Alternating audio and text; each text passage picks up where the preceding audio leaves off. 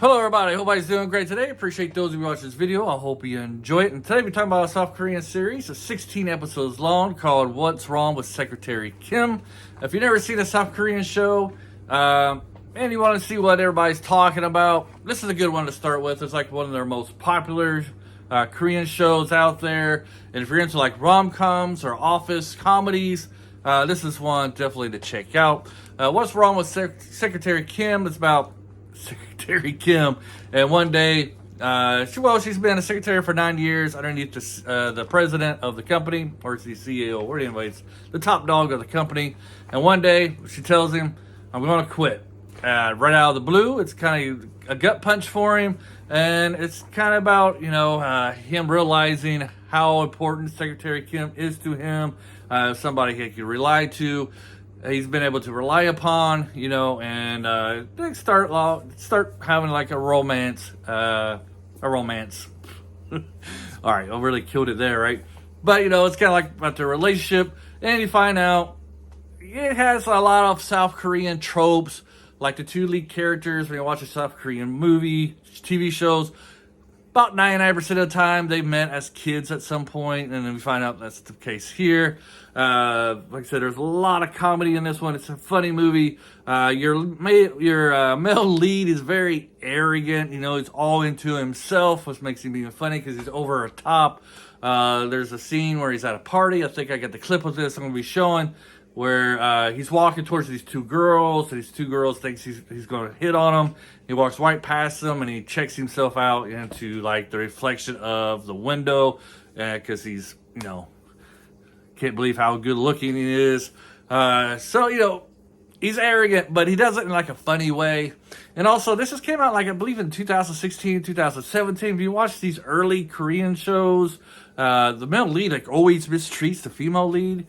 This is like around that time period where they stopped doing that kind of trope where the male lead mistreats the female lead, and he's a really big butthole. And this one, he's not a butthole towards the female lead.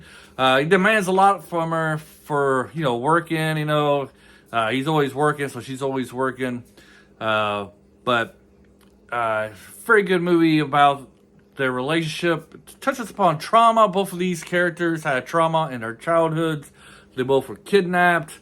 Actually, were kidnapped together. That's how they got their childhood experiences together. So the trauma and how that could carry on a child's life into their later years, into their adult life. Not only did it affect the two main characters, but also affected the second male lead, who is the brother of the male lead, and how how this kidnapping affected that whole family. So there's a little bit about family unity, families working together. This family's kind of broken because of that incident. Then you got what makes a really great Korean show. It's in this as well. A lot of Korean shows, sometimes the secondary characters can be better than the main characters. The main leads are the best of this show, but the supporting cast is just as good. You're just as interested in their stories and what's going on in their lives. Everybody has like a very good comedic moment. This is one of those shows where every episode you'll find yourself laughing. It gets kind of bogged down in the middle when it kind of focuses on a love triangle. I hate love triangles. And it kind of delves more into like their kidnapping past and stuff like that, and them trying to get over that experience. So they're, around episodes 8, 9 to 10, I think. You still got a lot of comedic moments, but it gets a little bit more serious during that time period. But like I said, you got to rely on the supporting cast, and they're the ones who bring out most of the laughs. The supporting cast in this series is fantastic. Looking over here, my notebook here, to see what else I got to say. That's about all. It's this very great series, 16 episodes long right now. I've been watching on Viki. I don't know where else you can watch it, to be honest. But Viki has a lot of Asian shows, so that's where you can find it.